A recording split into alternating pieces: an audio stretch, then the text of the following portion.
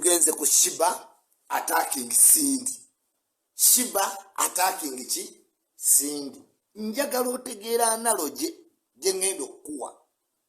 Sheebah attacking Cindy.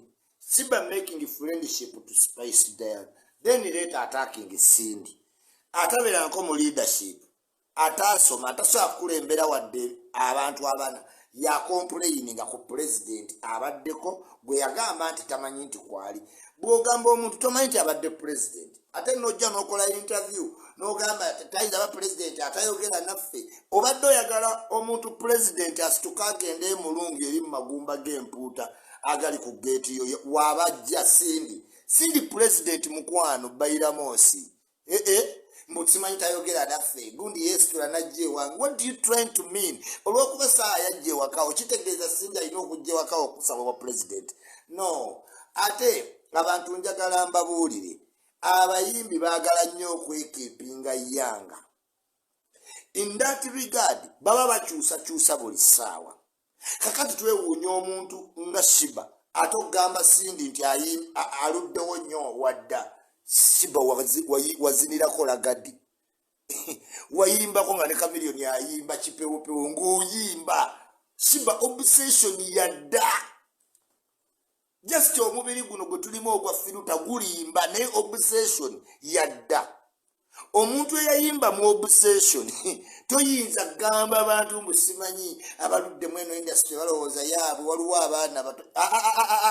Kigambo bwana buto muyino kikendeeza we kirina okukoma. Omuntu eyazinako mu video ya lagadi n'oyimbako mu obsession nga ne Blue 3 ey'abasindi tulaba yadda ate obsession yadda. Kuba bayimba mu obsession bonna teri gwoyinza yita muyimbi nakkiriza. Kakati wayimbako mu obsession wazinirako mu obsession simanyi stingers. You want to claim to be in this younger generation y'abachoze ni Becky. You are in the same age ne Cindy. Naye lwaki Sheebah alumba Cindy right now ng'ate yakolagana ne Spice.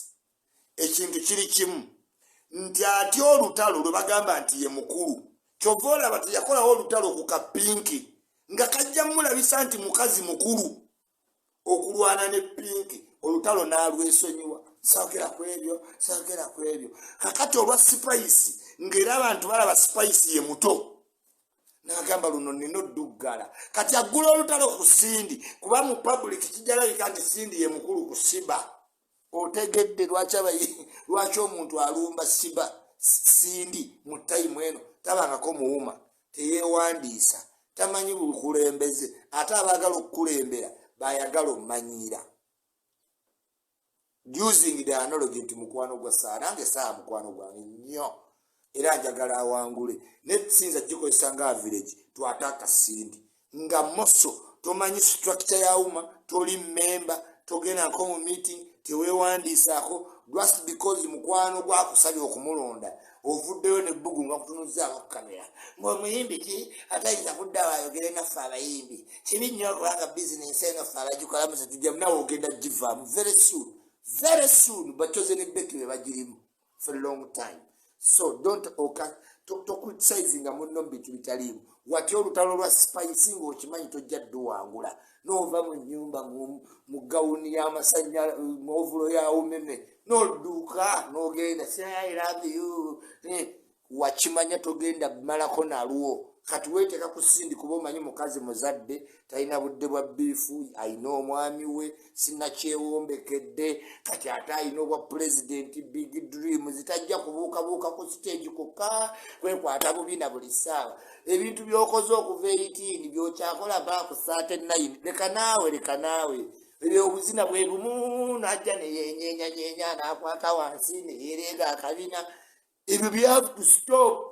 Bina time webikoma kati enzina zaba Rachel Ray abaana abato.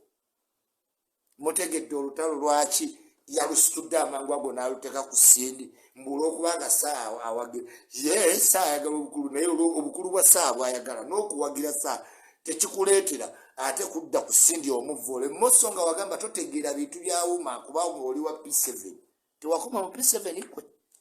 Yes, Team Cindy tiimu Sindi olabye abantu bonna bazi ku tiimu Sindi tulina reason lwaki oatakinga Sindi ekisooka omukazi ono alimba ivirinira gwalwadde ebbanga lyonna tamuwangayo wadde akakaaga nga yasinga okukola naye buli bwebamutunuzaako kamera ndi feminist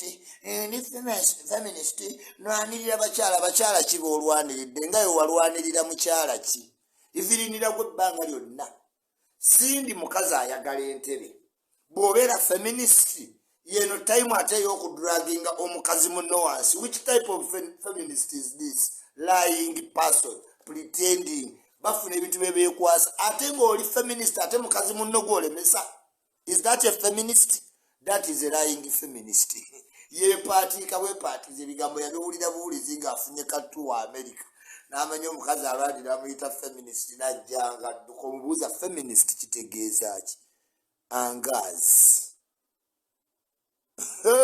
Sindi tiimu yiyo eyina amaanyi nange sigala banga tiimu Sindi kuba people could not find a reason genuine for you eyekwese ebbanga bwe bali bakubuuza ku byokukwatakwata nga nsonga beziwa bulungi newe kyatuse ku Sindi wena ne weekalamula ate omukazi waaba agenda akula omulabire eno ayina emisiwo egimwereegaire nogani banna yona eyeyita owayanga generation eyayimba ne Lagadi yayimba ne Kamyoni ekifo temukiina nkibateereyo nga bayimiridde batisiti ba Uganda Lagadi Kamiliyoni Sheebah ne King Michael kati ate yo yayagala okugamba Sindi nti nesimanyi aludde nnyo wano mukwano oluddewo nnyo tiimu Sindi nkambwe ku ntikko Sindi tewali nooku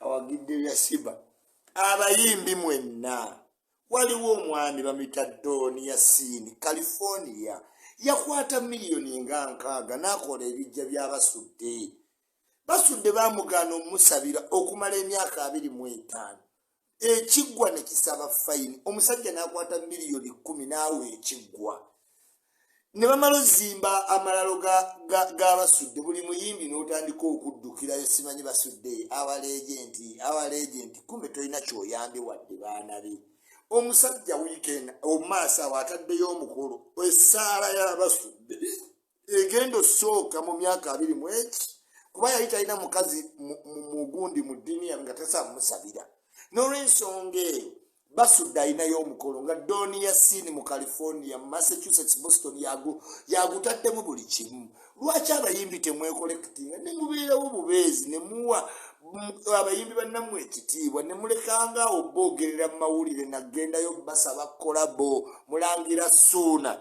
wandibadde oli ku mukolo ogw'abasudde wakayimba baasi duniya wakiyimba mbutuufu nalaba ng'osaba abazadde naye ku mukolo guno olina obbayo kamiliyoni gwewalukaga mwenna bisaaki okoppe mu nnyimba zaani z'abasudde ebbanga byonna Jofule Lutaaya Irudamaani mwenna kabisika ndagala Lutalo omukopi omanyi Lutalo omukopi omuwagira n'okowa naye nga yenna asigadde ati ne paamuwe gwe yeegira Lutalo olina okugenda ku mukolo gw'abasudde simwe mutaddemu ssente bandi bagibapangisiriza amaka bagazibwe nga wadde waliwo bapolitician abaayitayo ne bagamba omukazi gawo era basudde wali nabbi wa music naye tebaddayo entana yakafere omwagiraba bantu bawelo wishers be babakwatirako lwaki ate muba mubaddukako abayimbi mweddeko babayise ku kijja ky'abasudde afune essaala ye esooka mu myaka 25